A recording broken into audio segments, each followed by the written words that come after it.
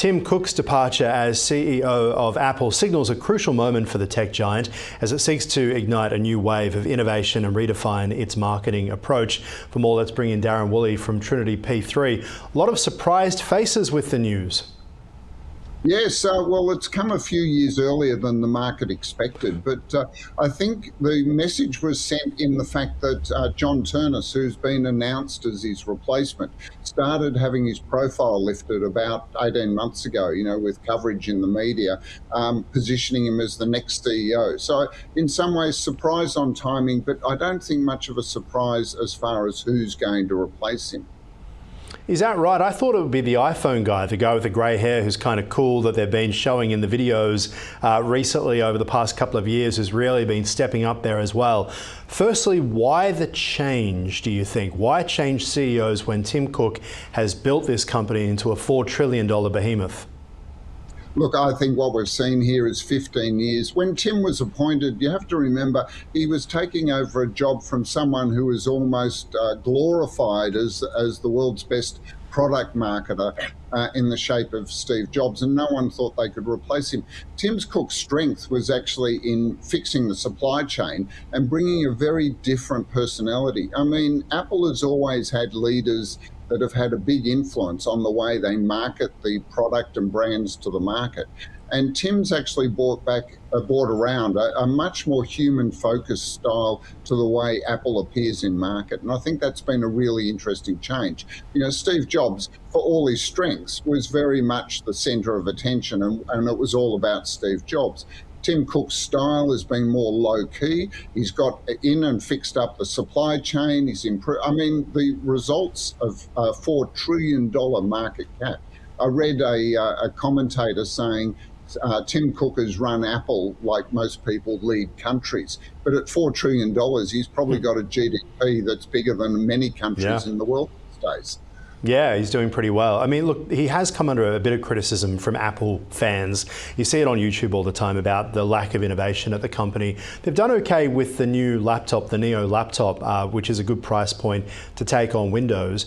But in terms of the vision for the company, and not to mention the disastrous Vision Pro, if you think about it, we've had the watch, but most of the stuff that's come through was really either workable or built during the Steve Jobs era. Do you think the change is a sign that maybe investors feel that Tim has squeezed so much out of the lemon that now it's time for a new lemon?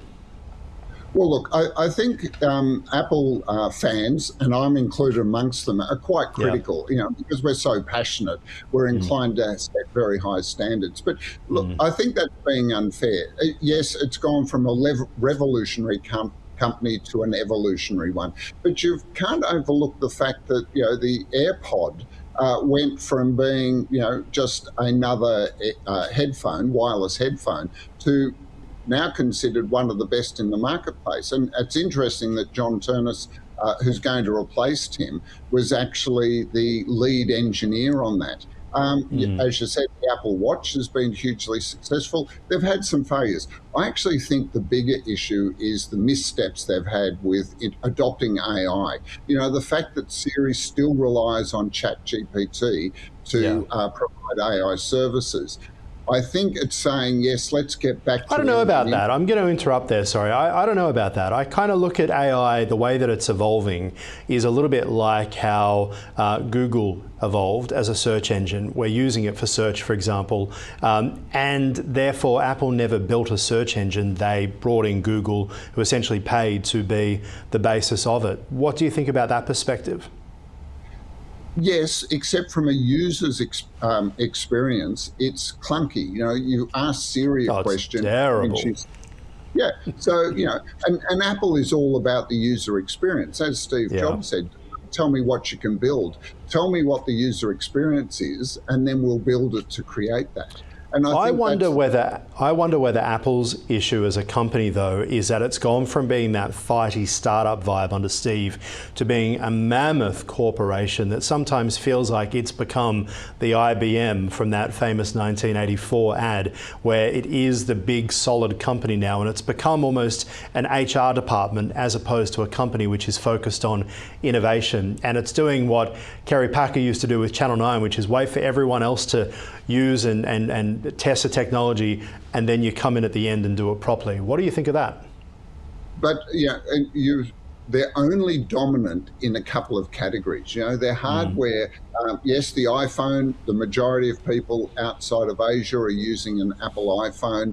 But the laptops, the iPad, you know, a lot of their products are still competing and still not number one. They'll be number 2, 3, or 4 in a category. And so, you know, there's still that desire. But yes, it's a much bigger organization. As I said a minute ago, $4 trillion market cap requires a different type of leadership. I think what we're seeing here, John Turnus is not going to be the new Steve Jobs, but I think the business has grown beyond what even Steve Jobs would have been able to do. He will bring a product focus. He will bring a user experience focus to this. Tim Cook has already set this up as a very successful business. The supply chain, you know, he's navigated the tariff wars that were put in place, made sure that the manufacturing and supply chain, Apple can produce large volumes very quickly at a high quality and a reasonable cost.